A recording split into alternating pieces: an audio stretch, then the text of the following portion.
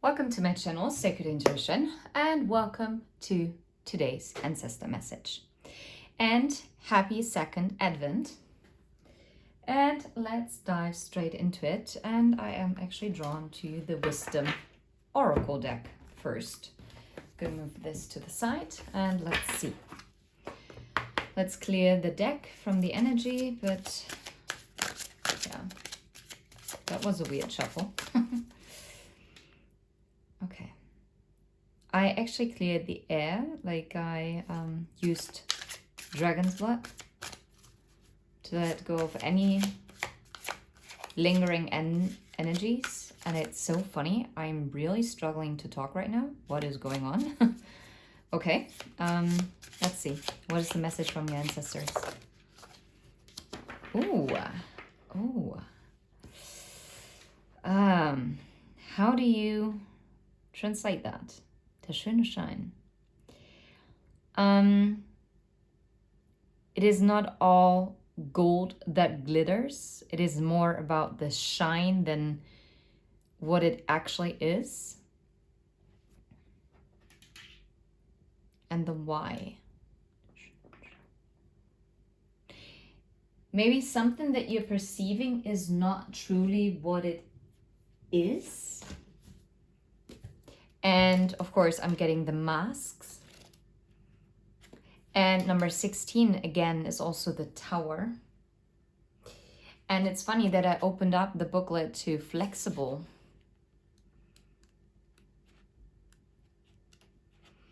Okay, so it's in German, so I have to translate it anyway.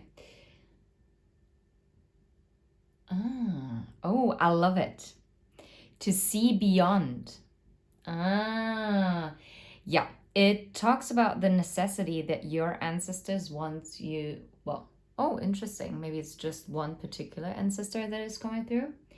And talks about the necessity to look beyond the surface and the need of wearing, or for what is the need to wear a mask, or creating like an illusion to hide the true nature of something, like the attempt to be something that you're not, or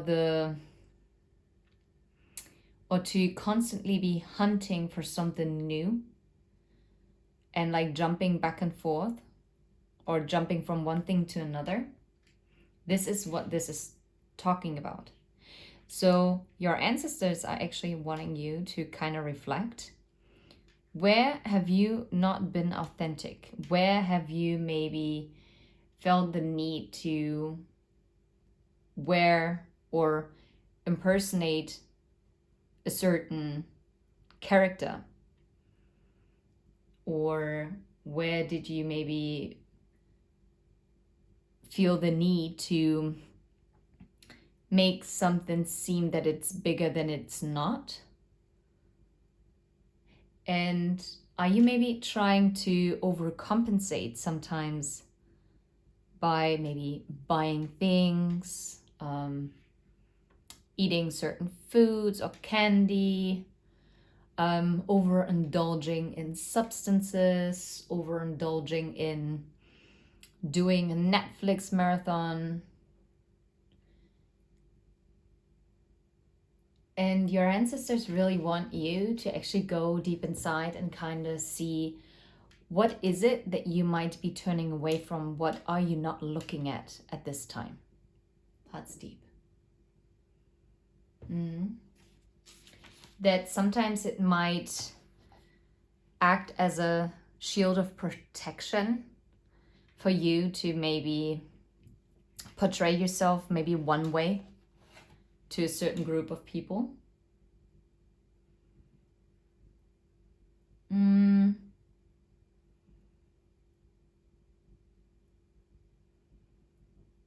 to kind of like the things that you maybe buy or consume or portray,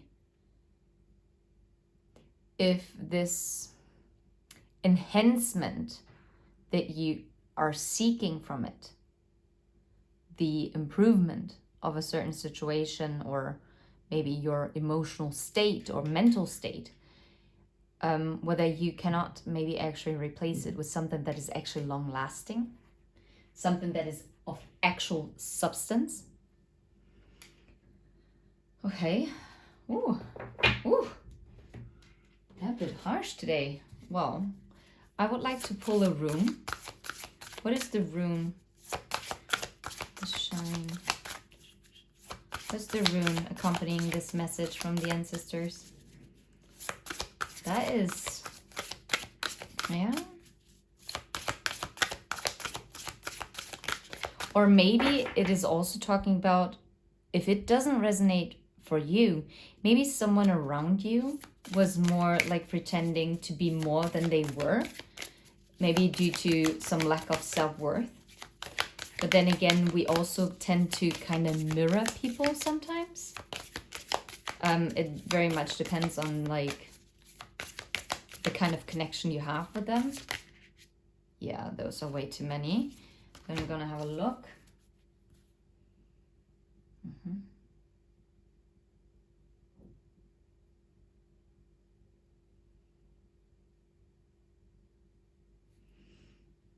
Okay. Underneath the deck, I saw something like seeing the larger perspective. We have weird, the interconnectedness of past, present, and future. Yara, the results of earlier efforts are realized, a time of peace and happiness. Fruitful season, it can break through stagnancy, hopes and expectations of peace and prosperity. And now it's delays, restriction, resistance leading to strength. Innovation, need, fire, self-reliance, distress, confusion, conflict, and the power of will to overcome them.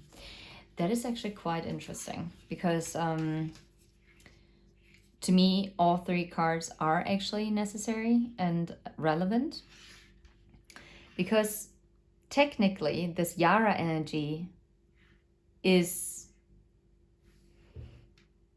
about to come true, like this fruitful season in your life, but there are delays with Naudits due to some restriction that you have for some reason built into your life.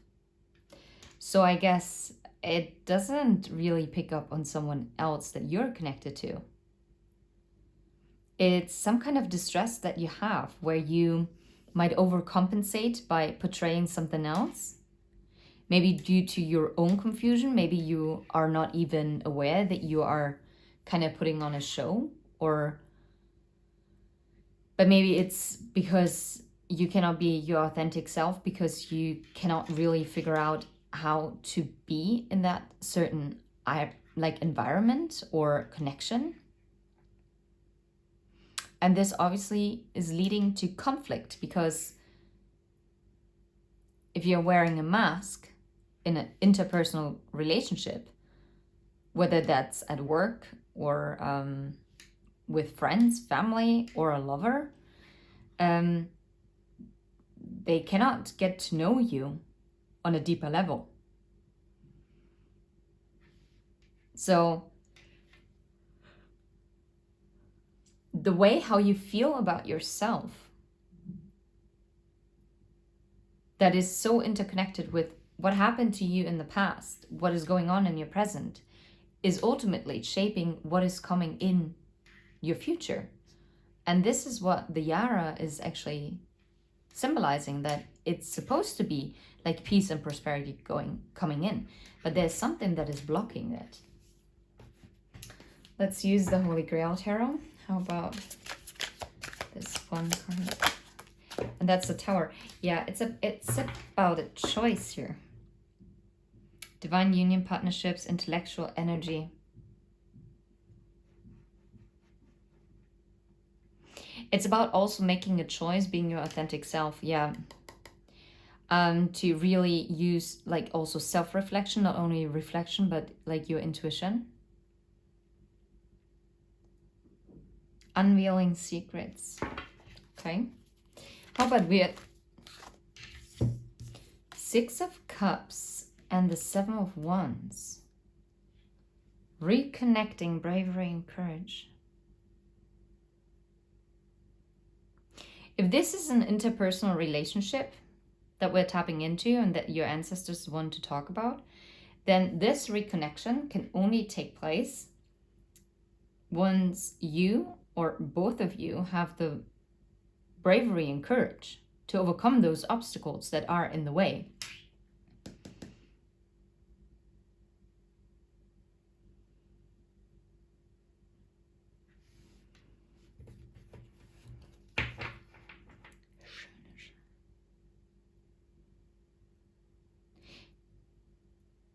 Maybe you also have to be brave when it comes to like this connection. To not be derailed by what might be presented to the outside, but has nothing to do what is actually going below the surface. How about Yara? 9 of Wands. Yeah, there is still something that is,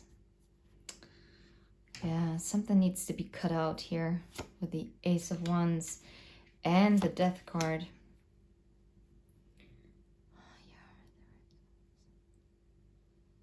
Something is stunting the growth here.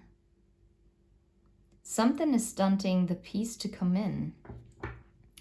And yeah, obviously that stagnancy, this 9 of Wands is stagnant. And you can only cut through this stagnancy by clearly communicating and also releasing. Okay, how about Naudits? 3 of Swords, yeah, the delays, and the Page of Cups. And the Page of Cups can also talk about an apology, right? Like the Knight of Cups as well. Page of Cups also talks about friendship. Maybe,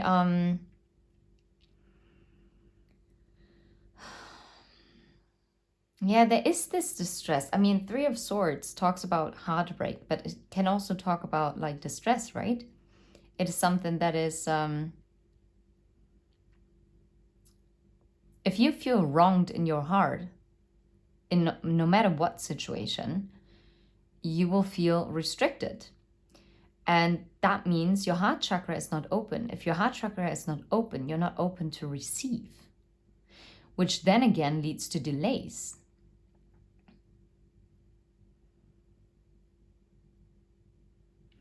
And since there is a message in the bottle in this Page of Cups, I feel like this has been like bottled up emotions, but also it doesn't have to be in love sense. It can also be bottled up emotions when it comes to like a family dynamic, bottled up emotions when it comes to like a work environment. And it has traveled like a long road. Well, I mean, distance. Because until a message in the bottle arrives, it can take years and years. It depends on the movement of the water.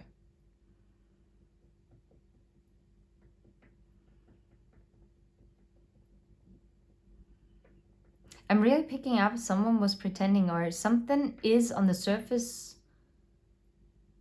It's not how it seems on the surface. Yeah, but you're moving out of this.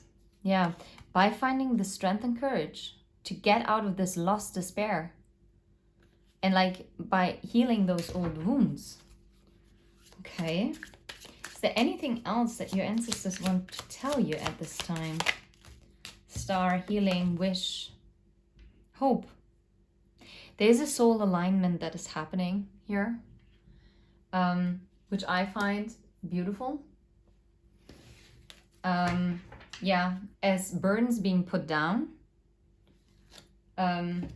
healing and this wish and this hope comes in. Just one card from the Sacred Destiny Oracle. What is the soul alignment, this healing that is coming in, that your ancestors want you to be aware of? What is this soul alignment? What is this about? What's the star energy about? Just to wrap up. No way. Fulfillment. Oof. Oh, wow. Yeah. Flow and security. It is in flow. and you can rest assured it is secure. Okay, let's see the fulfillment. It's the peach.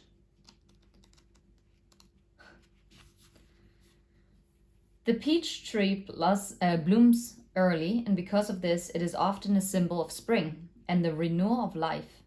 It is also the Chinese symbol of a happy marriage and of fertility. In some traditions, it stands for immortality. Ripe peaches also portend fertility, fecundity, and great fulfillment. In Korean traditions, the peach represents happiness, riches, honors, and longevity. In the Renaissance, peaches represented the heart and love, and speaking the truth from one's heart. You are going to receive a message.